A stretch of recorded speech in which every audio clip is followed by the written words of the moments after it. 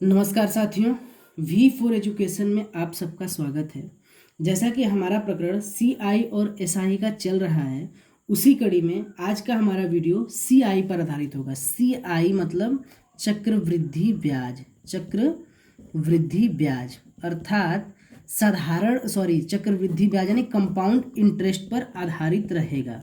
तो चलिए हम सीधे चलते हैं मुद्दे पर कि सबसे पहले हम बात कर लेते हैं चक्रवृद्धि ब्याज के बारे में। तो दोस्तों, हमारी जो पिछली वीडियो थी उसमें हमने बाकायदे बता रखा है कि साधारण ब्याज क्या होता है, मूलधन क्या होता है, दर क्या होता है, चक्रवृद्धि ब्याज क्या होता है, तमाम प्रकार की परिभाषाओं की बात कर चुके हैं। तो आज हम फिर चक्रवृद्धि ब्याज का प्रकरण आ गया, इसलिए चक्रवृद्धि ब्याज की परिभाषा को हम दोबारा दोहरा दे रहे हैं। तो हमारे चक्रवृद्धि ब्याज की जो परिभाषा है वह यह होती है कि किसी भी ब्याज पर लगने वाला ब्याज क्या कहलाता है? तो चक्रवृद्धि ब्याज कहलाता है।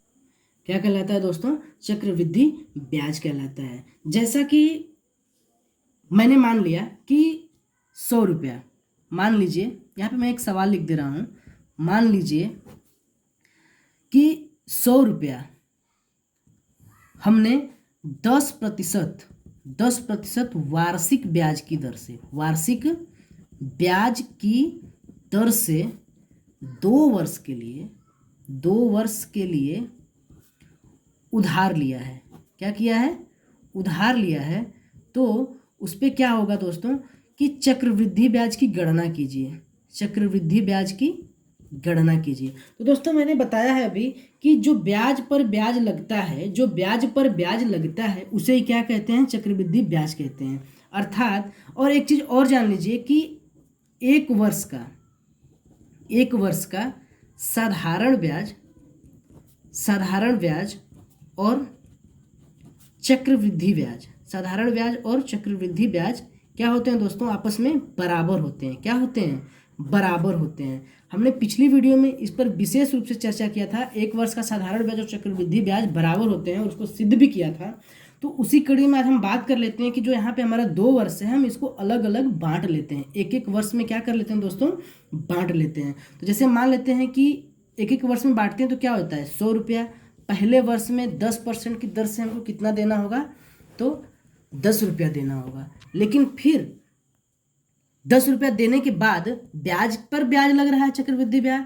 तो ब्याज पर जब ब्याज लगा, 10 रुपया एक्स्ट्रा हम दे रहे हैं, अतिरिक्त दे रहे हैं, यही तो हमारा क्या होता है? ब्याज होता है। तो अब हमारा जो मूलधन बन के आया वो कितना आ गया? 110 रुपया आ गया। और फिर से एक वर्ष, जो हमारा एक वर्ष बचा है, उस पर हम 10% की दर से गणना करेंगे तो हमारा जो आ जाएगा वो कितना आ जाएगा दोस्तों? तो 10, 11 एकम में 11। और हम 2 वर्ष की जब बात कर लेंगे, दोनों वर्ष का मिला करके, एक वर्ष का ये और एक वर्ष का ये, जब दोनों वर्ष की हम बात कर लेंगे तो टोटल हमको कितना रुपया अतिरिक्त देना होगा? तो 21 रुपया अतिरिक्त देना होगा। जो 21 रुपया हम अतिरिक्त दे रहे हैं 2 वर्षों में, यही हमारा क्या कहलाएगा दोस्तों? चक्रवृद्धि ब्याज कहलाएगा। यही हमारा क्या कहलाता है दोस्तों? चक्रवृद्धि ब्याज कहलाता है। और हम थोड़ा सा बात कर लेते हैं इसका जो बेसिक फार्मूला होता है उस पर हम बात कर लेते हैं कि क्या, इसलिए हम बात करेंगे कि क्या हमारा जो परिभाषा है, यानी कि ब्याज पर लगने वाला ब्याज चक्रवृद्धि ब्याज कहलाता है, यह सही है कि गलत है। इस पर हम थोड़ा सा आज क्या कर लेंगे दोस्तों? थोड़ा सा सिद्ध करेंगे कि कैसे यह फार्मूला या यह परिभाषा सेट होता है। तो हम बात कर लेते हैं चक्रवृद्धि ब्याज के बेसिक फार्मूले पे, चक्रवृद्धि ब्याज के बेसिक फार्मूले पे। तो ये होता है A = P/1+R/100 जहाँ पे A क्या होता है दोस्तों? तो मिश्रधन। क्या होता है? मिश्रधन। और मिश्रधन को हम इंग्लिश में क्या बोलते हैं? तो अमाउंट बोलते हैं। क्या बोलते हैं? अमाउंट बोलते हैं। और P होता है मूलधन, और मूलधन को हम अंग्रेजी में क्या बोलते हैं? प्रिंसिपल बोलते हैं। क्या बोलते हैं? प्रिंसिपल बोलते हैं। और R होता है दर, और दर को इंग्लिश में बोलते हैं हम रेट। और T होता है समय, और समय को हम क्या बोलते हैं? टाइम बोलते हैं दोस्तों। तो चलिए, और जो हमारा चक्रवृद्धि ब्याज को हम क्या बोलते हैं? CI बोलते हैं। क्या बोलते हैं? CI मतलब कंपाउंड इंटरेस्ट बोलते हैं। क्या बोलते हैं? Compound interest. तो CI होता है A-P, अर्थात जो हमारा अमाउंट यानी कि मिश्रधन में से अगर हम मूलधन को घटा देते हैं तो ये हमारा क्या निकल के आ जाता है दोस्तों? तो चक्रवृद्धि ब्याज आते हैं। तो इसी पर हम इस वाले सवाल को हल करेंगे। तो हमारा जो मूलधन यानी A पी का मान मतलब मूलधन 100 रुपया है, और गुणे एक धन आर कितना है 10% है, और बटा के पूरे के पावर में समय कितना है 2 वर्ष है। काट देंगे तो क्या हो जाएगा 100 और गुणे 10 एकम में 10 और 1 11, यानी 11/10 और गुणे 11/10 2 वर्ष के लिए, इसलिए हम 2 बार क्या कर दिए गुणा कर दिए, काट दिए, और 11 में कितना हो जाएगा 121, और सी आई इक्वल टू होता है ए माइनस पी, अर्थात ए की जो वैल्यू आ गई वो 121 आ गई, तो 121 में पी की जो वैल्यू दिया हुआ है वो कितना है 100 रुपया है।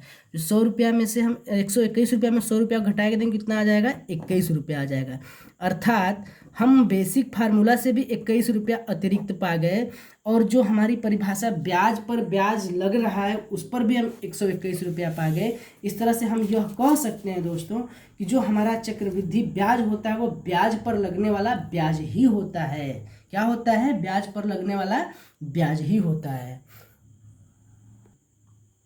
तो हम बात करेंगे थोड़ा सा स्टैंडर्ड लेवल की। थोड़ा सा स्टैंडर्ड लेवल की जब हम बात करेंगे तो सबसे पहले हम यह जानेंगे कि सवाल कैसे कैसे आते हैं, चक्रवृद्धि ब्याज पर सवाल कैसे कैसे आते हैं। तो दोस्तों कि इस पर जो सवाल आते हैं उस पे आते हैं जैसे कि वार्षिक रूप से आते हैं। किस पर आते हैं? वार्षिक रूप से आते हैं, अर्धवार्षिक रूप से आते हैं, अर्धवार्षिक रूप से आते हैं, तिमाही आते हैं, चौमाही आते हैं, इत्यादि प्रकार की जो समय अवधि दी होती है इस पर जब हमारा चक्रवृद्धि ब्याज यानी कि ब्याज देय होगा तब हम सवाल को कैसे लगाएंगे। तो सीधे सीधे आज सबसे पहले हम बात करते हैं वार्षिक। जब ब्याज कोई वार्षिक देय हो, जब ब्याज कोई क्या हो दोस्तों वार्षिक देय हो, तो इस पर मैक्सिमम जो सवाल आते हैं वो 2 वर्ष के लिए और 3 वर्ष के लिए पूछे जाते हैं। हालांकि बहुत ही रेयर केस में 4 वर्ष के लिए भी पूछे जाते हैं, लेकिन जो 2 वर्ष और 3 वर्ष के लिए इस पे 95% क्वेश्चन आ जाते हैं, और जो 4 वर्ष के लिए आते हैं ये सिर्फ और सिर्फ 5%। जब हमारी किस्मत खराब रहती है तभी ये 5% वाला यानी कि 4 वर्ष के लिए ब्याज पूछता है। हम किस्मत खराब होने की बात इसलिए कह रहे हैं दोस्तों, जब 4 वर्ष की बात करता है तो हमारा जो कैलकुलेशन होता है वो बहुत ही ज़्यादा बड़ा यानी कि लंबा चौड़ा हो जाता है। और हम जब डीएलएड सिर्फ डीएलएड की बात करेंगे तो डीएलएड में सिर्फ और सिर्फ 2 वर्ष के लिए ही पूछेगा, डीएलएड में सिर्फ और सिर्फ 2 वर्ष के लिए पूछेगा। लेकिन हम आगामी भर्ती जैसे मान लेते हैं यूपी टेट और शिक्षक भर्ती की बात करेंगे तो उसमें 3 वर्ष के लिए भी पूछ लेता है, नहीं कि 2 वर्ष और 3 वर्ष बहुत ही इंपॉर्टेंट हमारे लिए है, और बहुत ही रेयर केस में 4 वर्ष के लिए ही पूछ लिया जाता है। तो दोस्तों हम आज स्टैंडर्ड लेवल से सोच करके थोड़ा सा ऊपर उठ करके जो हमारा कंपाउंड इंटरेस्ट होता है, चक्रवृद्धि ब्याज होता है, उस पर हम बात करेंगे। तो इसी कड़ी में हम थोड़ा सा आज एसआई के एडवांस लेवल की बात कर लेते हैं। एडवांस लेवल पर इसलिए बात कर रहे हैं क्योंकि जो सीआई होता है वो एसआई पर ही डिपेंड होता है, यानी कि जो कंपाउंड इंटरेस्ट होता है वो एसआई यानी कि सिंपल इंटरेस्ट पर ही डिपेंड होता है। कैसे होता है बताते हैं अभी। जैसे हमने अभी एक फार्मूला पढ़ रखा है कि एस आई इक्वल टू क्या होता है P/T/100। P का मतलब प्रिंसिपल, R का मतलब रेट, T का मतलब टाइम, यानी मूलधन गुणे दर गुणे समय बटा के 100। ये जो हमारा फार्मूला होता है वो साधारण ब्याज का होता है। या हम यह कह लें कि जो एस आई इक्वल टू होता है R/T% होता है। क्या होता है दोस्तों? R/T% होता है। जैसे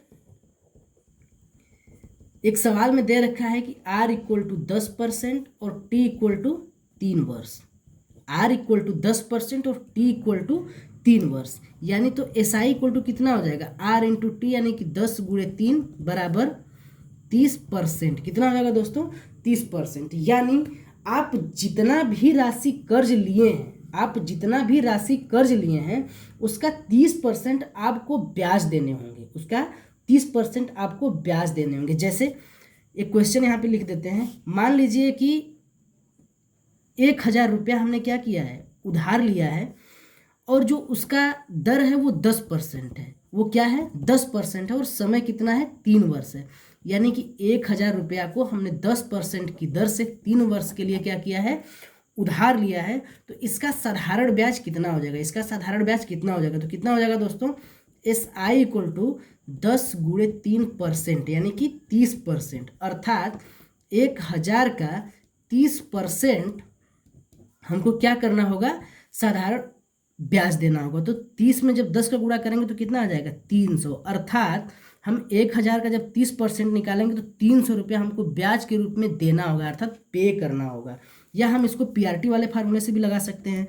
तो 1000 और गुणे आर कितना है 10% और समय कितना है 3 और बटा के 100 कर देंगे। जब करेंगे तो कितना आ जाएगा 300 रुपया आ जाएगा। अर्थात हम यहाँ से देख रहे हैं कि S I equal to R into T percent भी है और S I equal to P R T upon 100 है। दोस्तों हमको सी आई पढ़ने के लिए इस फार्मूले पे विशेष ध्यान देना है, क्योंकि ये जो हमारा फार्मूला है इस फार्मूले पे हम सी आई को थोड़ा आसानी से सॉल्व कर सकते हैं। कैसे कर सकते हैं हम बताते हैं अभी आपको, बने रहिए हमारे साथ। अब हम बात कर लेते हैं दोस्तों सी आई के बारे में। किसके बारे में? सी आई के बारे में, कि जो 2 वर्ष के लिए, सिर्फ और सिर्फ 2 वर्ष के लिए हम बात करेंगे। 2 वर्ष के लिए यहाँ पे जो हमारा फार्मूला लागू होगा वो 2 वर्ष के लिए होगा। अभी 3 वर्ष की मैं कोई बात नहीं कर रहा हूँ, 4 वर्ष की कोई बात नहीं कर रहा हूँ, सिर्फ 2 वर्ष की बात कर रहा हूँ। तो जैसे मान लीजिए कि जब 2 वर्ष के लिए चक्रवृद्धि ब्याज की गणना के लिए बोलेगा तो इसका हमारा एक फार्मूला बन के आएगा। क्या आएगा? C I equal to S I plus R square आएगा। क्या आएगा? S I plus R square percentage में आएगा। किस में आएगा? परसेंटेज में आएगा। लेकिन जो हम आर स्क्वायर करेंगे इसमें दाएं से, किधर से? दाएं से 2 अंक पर क्या लगा देंगे? दशमलव लगाएंगे। 2 अंक पर दशमलव लगाएंगे दोस्तों। तो कैसे लगाएंगे दोस्तों? जिसे मान लीजिए कि दिया है आर इक्वल टू कितना दिया है 10% दिया हुआ है और टी इक्वल टू कितना दिया है 2 वर्ष दिया है, यानी कि 10 दर कितना है 10% और टी 2 वर्ष है। तो इसका जो सी आई यानी कि कंपाउंड इंटरेस्ट की गणना कीजिए। तो सी आई इक्वल टू क्या हो जाएगा? S I plus R square का परसेंटेज हो जाएगा। क्या हो जाएगा? S I plus R square का परसेंटेज। तो एस आई कितना हो जाएगा? आर इंटू टी यानी कि 10 दूना के 20 और प्लस आर स्क्वायर यानी कि 10 दहा में 100 और दाहिने से हम क्या करेंगे 2 अंक पे दशमलव लगा देंगे। टोटल मिला कितना हो जाएगा? 21%।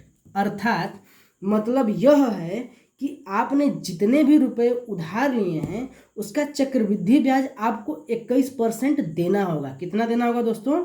21% देना होगा। जैसे मान लेते हैं कि हमने 1000 रुपया 10% की दर से 2 वर्ष के लिए उधार लिया है तो उस पे जो हमारा चक्रवृद्धि ब्याज होगा वह कितना होगा? चक्रवृद्धि ब्याज जो होगा वह कितना होगा? तो कितना होगा दोस्तों? तो सी आई इक्वल टू होता है S I plus R square का परसेंटेज कर देंगे। क्या कर देंगे? S I plus R square का परसेंटेज कर देंगे। तो एस आई कितना आ जाएगा? 10 और दुना के 20 यानी आर इंटू टी 20 और प्लस आर स्क्वायर कितना है 10 दहा में 100 और क्या करेंगे इस आर स्क्वायर को जब करेंगे तो दाहिने तरफ से 2 अंक पे क्या लगा देंगे? दशमलव लगा देंगे और इस प्रकार से हम क्या कर देख रहे हैं कि 21%। अर्थात हम 1000 का 21% ब्याज के रूप में देंगे। 1000 का 21% ब्याज के रूप में देंगे, वही हमारा क्या आ जाएगा? चक्रवृद्धि ब्याज आ जाएगा। तो 1000 का 21% निकालेंगे तो कितना आएगा? 210 रुपया आएगा। अर्थात जब हम किसी से 1000 रुपया 10% की दर से 2 वर्ष के लिए उधार लेते हैं तो चक्रवृद्धि ब्याज के रूप में हम उनको 10 रुपया अतिरिक्त दे रहे हैं। चक्रवृद्धि ब्याज के रूप में 210 रुपया क्या कर रहे हैं? उनको हम अतिरिक्त दे रहे हैं। चलिए अब हम इसको बेसिक फार्मूले से भी लगा सकते हैं। क्या हमारा जो 210 रुपया आ रहा है वो सही आ रहा है या गलत आ रहा है? तो इसको भी सिद्ध कर देते हैं। इक्वल टू क्या होता है? P into 1 plus R upon में 100 पावर में T। ए कितना है हमारा? P कितना है हमारा? 1000 और गुणे 1 धन आर कितना है हमारा? 10% और बटा के समय कितना है? 2 वर्ष। 1000 गुणे 10 एकम में 10 और 1 11 बटा के 10 और गुणे 11 बटा के 10। 1020 कट गया। 11 में 11 गुणा करेंगे तो 121 और जब 121 में 200 गुणा करेंगे तो एक अंक तो क्या लग जाएगा? 0 लग जाएगा। इस तरह से जो हमारा ए आ गया वो कितना आ जाएगा? 1210 रुपया और पी जो हमारा है वो कितना है? 1000 है। तो हमारा जो ब्याज यानी कि चक्रवृद्धि ब्याज है वो कितना आ जाएगा? ए माइनस पी। अर्थात 1210 में से हम 1000 को घटा देंगे तो हमारा 210 रुपया क्या हो जाएगा? चक्रवृद्धि ब्याज आ जाएगा। तो दोस्तों आज जो हमारी बात रही है वो सिर्फ और सिर्फ 2 वर्ष के लिए रही है और हम जो हमारी अगली वीडियो आएगी वो 10 वर्ष के लिए 2-3 सवाल, 5-6 सवाल, जितने भी सवाल हमसे हो पाएंगे अच्छे अच्छे सवाल करवाएंगे। उसके बाद हम चर्चा कर लेंगे 3 वर्ष के लिए। कितने वर्ष के लिए दोस्तों? 3 वर्ष के लिए चर्चा कर लेंगे। और अगर हमको डीएलएड के लिए निकालना होगा तो ध्यान दीजिएगा, डीएलएड के लिए हम सिर्फ और सिर्फ इस वाले फार्मूले का प्रयोग करेंगे। और हाँ, हमारे पास बहुविकल्पी प्रश्न के रूप में आते हैं तो हम इस वाले फार्मूले का प्रयोग करेंगे। तो अगर हमारी वीडियो आपको अच्छी लगी हो तो लाइक, सब्सक्राइब और शेयर करना ना भूलें। धन्यवाद।